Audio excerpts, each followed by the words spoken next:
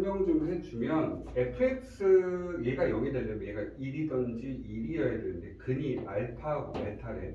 그렇지?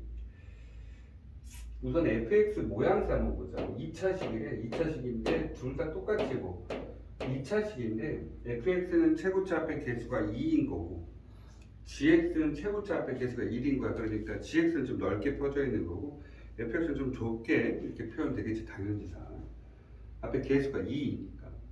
근데 똑같아. 얘 교점 자체가 이거는 교점이라는 개념이고 얘는 즉 다르게 얘기하면 fx가 1이 되는 것과 gx가 1이 되는 점 자체가 알파하고 베타라고 얘기하는 거지. 그렇지? 이제 fx하고 gx의 교점 자체가 알파라는 놈이 존재하기 때문에 똑같이 알파야. 근데 만나지. 이제 생각을 좀 잘 해보자. gx는 넓게 가지고 fx는 좀 좁게 가는데 즉 fx부터 먼저 생각을 조금 해서 먼저 보려고 할게. fx가 만약에 이렇게 돼서 뭔지 모르지만 여기가 지금 뭐야 1이 되는 점이 여기 y = 1이야. 이렇게 되는 점이 이제 알파하고 베타라고 얘기 한번 해보자. 그러면 gx가 만약에 밑에서 이렇게 표현돼서 만난다고 해보자. 그러면 근이 또 하나가 더 생겨야 되거든. 결론은 얘네 두 개는 fx와 1이 만나는 점의 좌표야. 그러니까 이게 fx면 이게 만나는 점의 좌표가 y = 1과 만나는 점의 좌표가 이제 fx 거라고 생각하면 돼. 근데 gx는 그럼 어떻게 만들어지냐? fx하고 gx가 지금 교점이 생기는데 그 교점 자체가 알파에다가 베타 플러스 3이야. 그러면 어떤 식으로 생겨야 되냐? 이런 식으로 생겨야 돼. 1에서 접선 자체. 왜냐면 더 밑으로 내려올 수가 없는데 왜 내려올 수 없어? 내려오게 되면 1과 만나는 점 자체가 또 생겨버리는 거지. 그러니까 여기서 접선처럼 이렇게 만나서 이렇게 표현해. 무슨 말인지 이해는 되니? 그래서 그림을 좀 이해를 해야 돼. 조금 크게 한번 그릴게. 그러면 fx가 1과 만나는 점이 된다는 소리야. 얘는 fx가 1과 만나는 점 자체가 알파하고 베타라는 뜻인 거야. 왜? gx가 만났다. gx가 밑에서 만났다. 그러면 1과 만나는 점이 또다시 하나가 더 생길 수밖에 없는데 안 된다는 소리지. 맞아? 그럼 반대로 fx가 1이 되는 놈이 알파인데 gx가 1이 되는 놈이 알파하고 베타라고 생각할 수도 있겠지. 그렇지. 그렇게 되면 만날 수가 없어. 왜 만날 수가 없느냐? 제가 좀 전에 얘가 요게 알파하고 베타가 gx가 1과 만나는 점이라 했는데 만약에 그럼 거꾸로 gx가 만약에 이렇게 됐다 생각 한번 해보자. 이 gx야. 그렇지. 그러면 fx가 어떻게 생겨야 돼? 이렇게 생길 수밖에 없어. 또 밑으로 내려갈 수가 없으니까. 왜? 1과 만나는 점이 두 개밖에 없으니까 알파하고 베타. 그럼 gx는 이렇게 해서 이렇게 돼서 만약에 밑으로 내려간다면 그 전에 근이 하나 또 생기겠지. 그렇다면 얘가 fx가 이렇게 생겼다라면 얘하고는 만날 일이 없어. 또다시. 그러니까 근 자체가 알파밖에 없다는 소리야. 따라서 그래프 자체는 아까 선생님이 처음에 그림을 그렸던 것처럼 어떻게 그림이 그려져야 되면 이게 fx야. 이게 fx인데 x = 1과 만나는 점 제가 조금 오른쪽으로 가져가야 되면 이렇게 그려서 이게 이렇게 표현되시는 거죠. y = 1 이렇게 되시는 거예요. 그 다음에 이게 fx가 되시겠고 그러면 얘가 알파하고 이게 베타가 되신다는 거죠. 그럼 gx는 어떻게 된다? 약간 퍼져 그림이 그려지겠죠. 이런 식으로 그림이 그려져서 이렇게 만나는 거야. 이 점이 잡혀 이름이 얼마 돼 있어?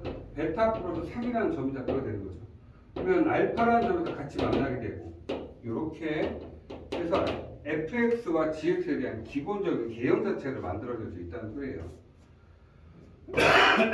됐습니까? 그 다음에 그러면 첫 번째 거하고 두 번째 거는 끝났죠.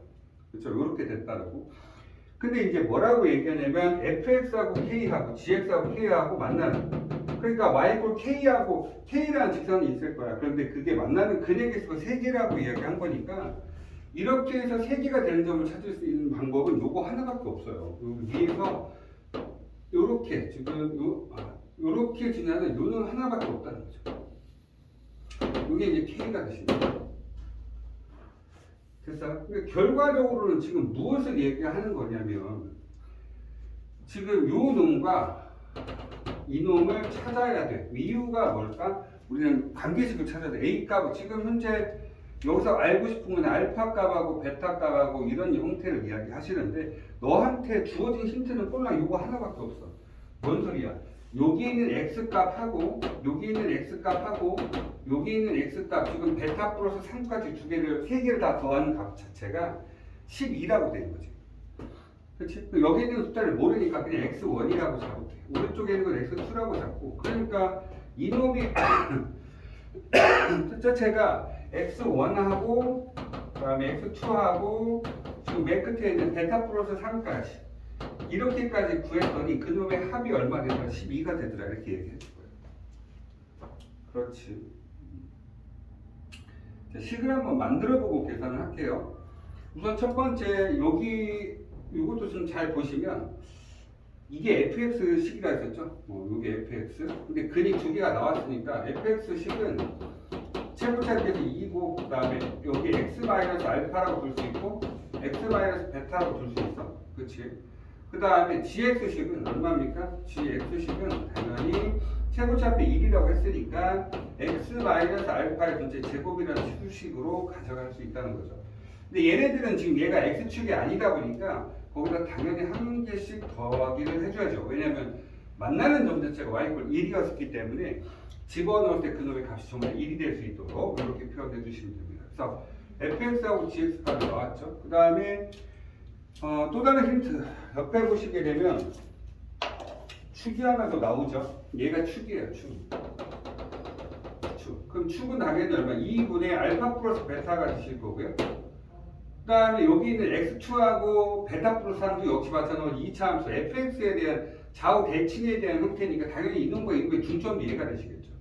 그래서 x2 더하기 베타 플러스 3은 알파 플러스 베타하고 같다 이렇게 얘기할 수 있겠죠. 왜냐하면 어차피 둘 다 2로 나눌 필요가 없으니까. 그럼 베타 우선은 나눠주시면 x2 자체는 얼마 됩니까? 알파 마이너스 3입니다 라고 표현할 수 있다고요. 됐습니까? 그 다음에 x1에 대한 형태죠. x1은 여기 gx의 좌우 대치 형태니까 x1하고 베타 플러스 3의 중점이 이제 알파가 되시는 거죠. 좌우 대치 형태니까. 그러면 두 배의 알파, 그렇죠? 가운데 거의 두 배. 그럼 두 배 알파는 얼마 됩니까? x1 더하기 얼마 됩니까? 베타 플러스 3이라고 표현할 수 있겠고. 그럼 x1의 좌표는 2 알파 마이너스 베타 마이너스 3 이렇게 되시죠. 되셨습니까? 그러면 이제 x1하고 x2를 다 구했죠? 그럼 다 더해볼까요? 첫 번째 뭐였어요? x1 값이 얼마였습니까? 2 알파 마이너스 베타 마이너스 3하고 x2가 알파 마이너스 3이죠. 플러스 알파 마이너스 3에다가 자 베타 플러스 얼마까지? 3까지 계산했더니 얘가 얼마 되더라? 12가 되더라. 이렇게 되는 거죠. 그러면 베타 없어지고 요거 없어지니까 얼마 됩니까? 3알파 마이너스 3 자체가 얼마? 12. 그러면 알파 자체는 얼마 됩니까? 알파 자체 얼마 되죠? 넘어갔더니 얼마 돼요? 15. 3알파가 15죠? 그럼 알파는 얼마 된다? 5가 된다. 이렇게 한 거죠. 이게 5예요. 5. 그러면 x2가 얼마? 얘가 지금 요 점이다 또 x 알파가 이제 5가 됐으니까 조금 다시 다른 색깔로 체크할게요. 자, 얘가 5가 됐어요. 5. 그리고 얘가 5야. 그런데 얘가 5면 x2 얘가 얼마 된다? 2가 되신다는 거고. 그쵸? 2. 그 다음에 이제 베타 값만 찾으시면 될 것 같은데 알파하고 베타 알파 값만 어디 있죠? fx, 그러니까 gx 값이 알파가 5가 됐으니까 정확하게 나와버리죠. 얼마 됩니까? g 얼마 되죠? x는 5니까 x-5의 전체 제곱 플러스 1 이렇게 되실 겁니다. 그렇죠? 다 5 집어넣으니까 당연히 1 되실 거고. 자, 여기에다가 베타 플러스 3을 집어넣을까요? 여기에다 3을 집어넣고 여기다가 베타 플러스 3을 집어넣어서 값이 똑같은 이거니까 그거 이용해서 뭘 찾아야 돼? 베타 값을 찾을 수밖에 없을 것 같아요. 뭐 알파는 나왔는데 뭐 베타하고 관련된 수식 자체가 없죠. 그러면 2를 fx에다 집어넣으나 똑같죠. 오케이. 그러면 저는 어떻게 할 겁니까? 여기서 이 베타 값을 찾기 위해서 뭘 할 거냐면 이게 fx에다 이 수식을 집어넣고 gx에다 집어넣을 때 그 값이 똑같다 이렇게 얘기하죠. 그렇게 해서 계산을 좀 해주셔야 될 것 같아요. 자, 옆에 어디까지 찍히나 좀 볼게요.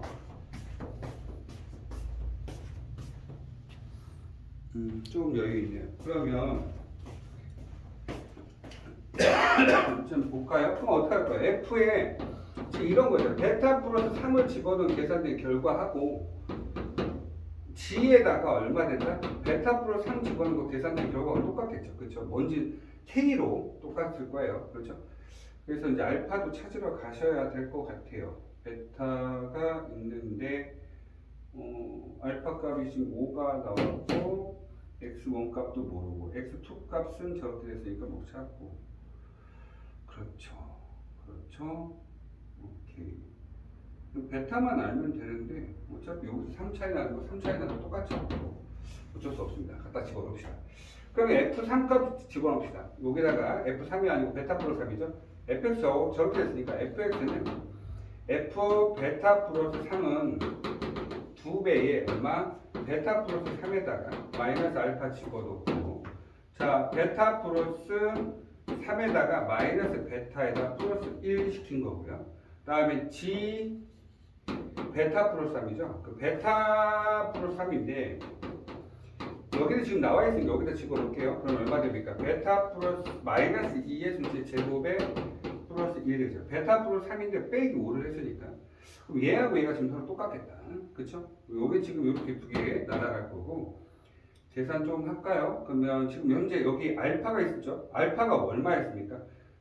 5였죠. 알파가 5니까 자 요거 조금만 정리해보면 2배 얼마 됩니까? 베타 마이너스 2가 되실 때 있고 여기다 지금 곱하기 3이 되고 더하기 1이죠. 그러면 6에다가 더하기 2를 한 것이 베타 마이너스 2의 전체 제곱에 플러스 2하고 똑같으니까 이거 두 개 날려주시고 이걸 하나의 항으로 계산합시다. 그러면 얼마 됩니까? 베타 마이너스 2로 묶어버리고 그러면 어떻게 됩니까? 너무 음수였을 거니까 베타 마이너스 2에다가 얼마? 마이너스 6이 되시겠죠. 이렇게 되죠. 이해되셨어요? 그러면 우선은 베타 알파 자체가 5였어요. 그럼 베타는 오른쪽에 있는 거죠. 거기다 빼기 1을 해도 얘가 0이 될 수가 없으니까 얘는 0이 안 되니까 얘가 0이 되셔야 되죠. 따라서 베타는 얼마 됩니까? 8이 됩니다. 됐습니까? 베타 8 나오셨습니다. 그러면 얘는 얼마 됩니까? 11 되시겠다. 8이 되시겠다. 자, 이제 알파 값하고 베타 값 찾으셨죠? 이제 K만 찾으면 되는데 K는 11 집어넣으면 되는 거 아닙니까? 11 집어넣는데 fx나 집어넣으나 그 gx에다 집어넣으나 똑같을 거예요. 그러면 여기다 집어넣으니까 얼마? 11 집어넣으니까 6이죠. 36에 37 나오네요. 그럼 K는 얼마 됩니까? 37. 그렇죠? 그러면 알파가 5였고 얘가 두 개 더니까 13인가요? 두 개 더니까 얼마? 13에다가 37 더니까 다음 얼마? 50 이렇게 해서 답 체크하시면 될 것 같습니다. 조금 시험 기간이라서 선생님이 정신이 없어서 문제를 지금 풀어주시네요. 그렇죠? 좀 이렇게 fx 값을 또는 gx 값을 찾아주는데 문제에서는 얘네 두 개가 조금 어려웠죠. 얘는 근인 서로가 두 그래프에 대한 근인 거고 fx의 1값을 찾는 형태인데 fx와 gx 앞에 있는 개수 때문에 그래프가 어떻게 그려질 수밖에 없다. 이렇게 그림이 그려질 수밖에 없다. 이것만 좀 생각해 주시면 크게 어렵진 않았을 것 같습니다. 조금 더 생각해 보시고 모르겠으면 다시 또 질문하시면 됩니다.